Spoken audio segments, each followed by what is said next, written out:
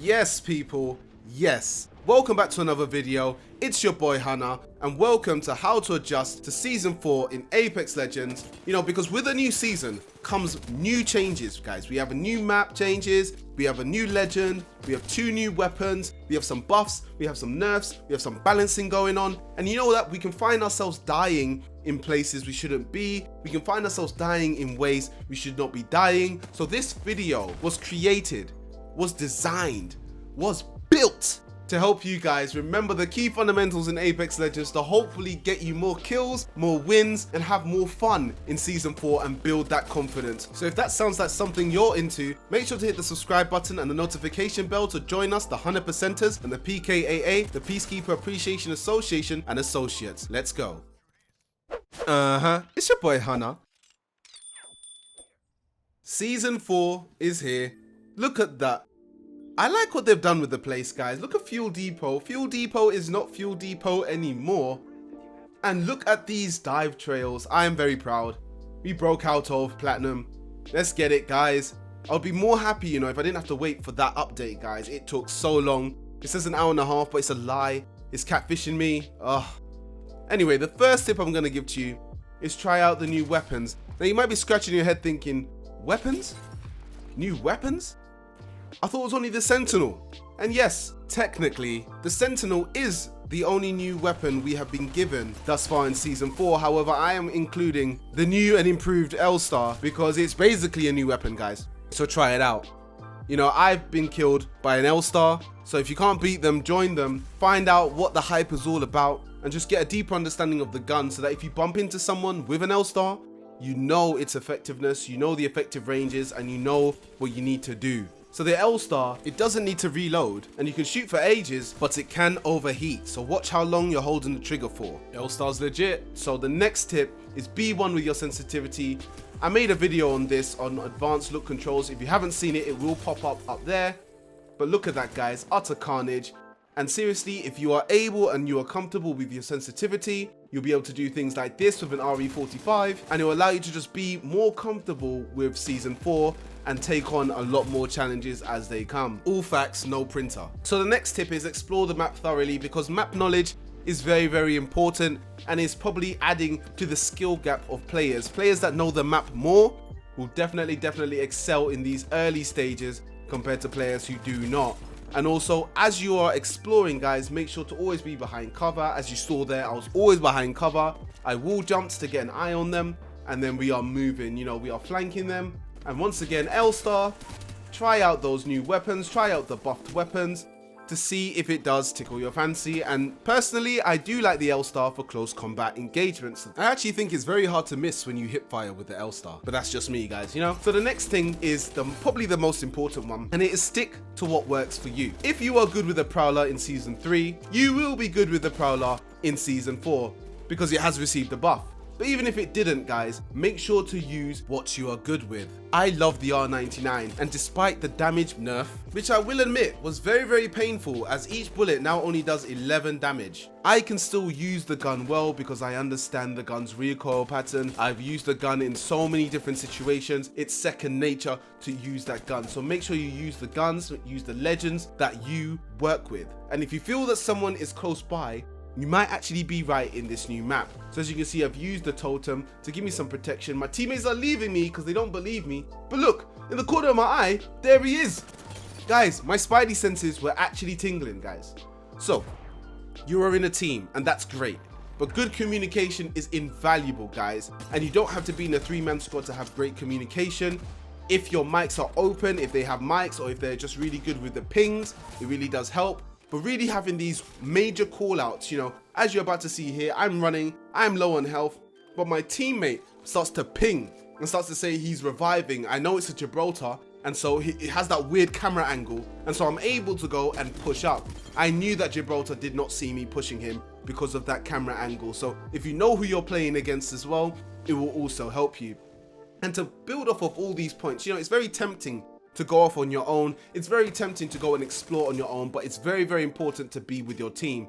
As you are going to see, I've knocked this guy, or I'm about to knock this guy, and my teammates are there for the finish because we are so in cohesion. There's that teamwork going, constant communication. We seem like we're far away, but in fact, we are really, really close together at all points. And as you can see, that really does help when we get into sticky situations. That Corsic had no chance because he was getting beamed by both of us. Very unfortunate. I got bamboozled, but because my teammate was able to point out the real Mirage, we were able to clean up that kill and get it going. And those are the tips. We're gonna go into the gameplay right now. You are gonna find out a bit more tips on how to really adjust to this. So get ready for some fire gameplay and some beams. You know, we all love the beams.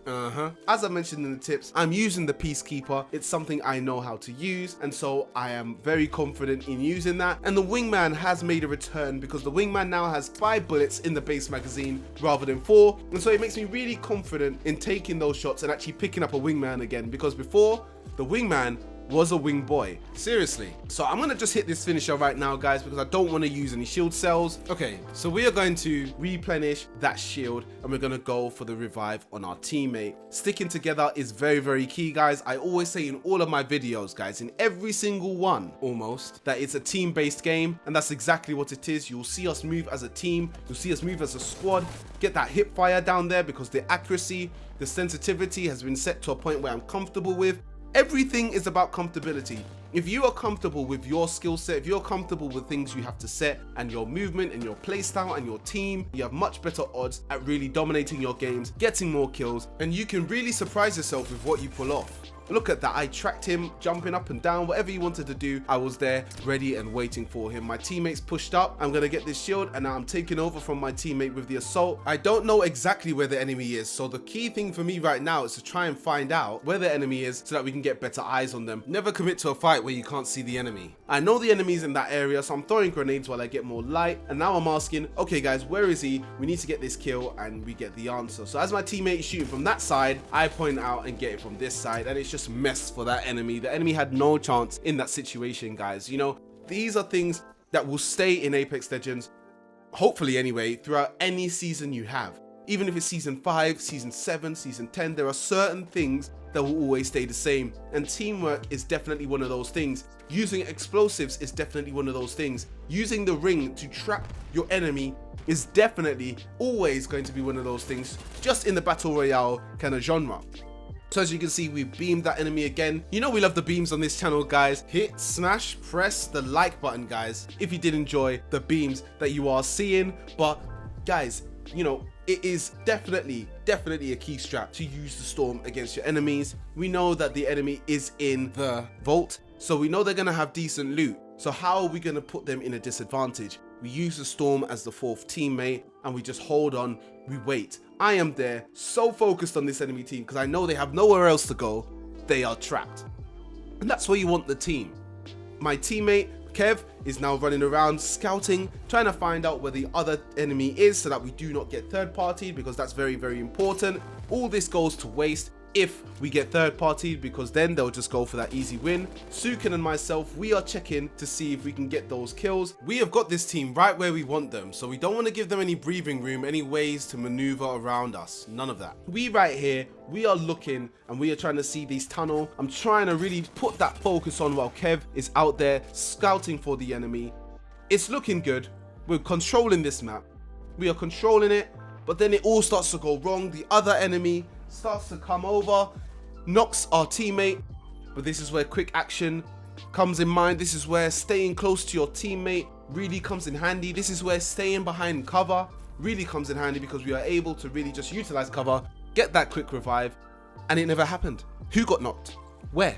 When? So this is the final 3 squads, guys, and we are like, you know what, we are going to push. It's high risk, high reward out here, baby. So if you're going to do a concerted third-party push just like this, then make sure your teammates are all together. Make sure you're all on the same page. You know, if all of your teammates are on the same page, the book is easier to read. And so therefore, you know, we are in there, we are stuck in. All of us are kind of in our own separate battles, and we are ready and waiting to take the win. As far as I'm concerned, this is our game to lose. 2 squads left. My teammates are filling up the kill feed. And look at that. Right here, PK for the win. Bow, 88. And we are in. So I hope you enjoyed this video. I hope you understand what I'm talking about in terms of how to adjust to this new season. There are things that remain the same. If you did enjoy this video, make sure to hit the subscribe button and join us, the HunnaPercenters and the PKAA, the Peacekeeper Appreciation Association and Associates, And until next time, guys, keep it 100% as always. Peace.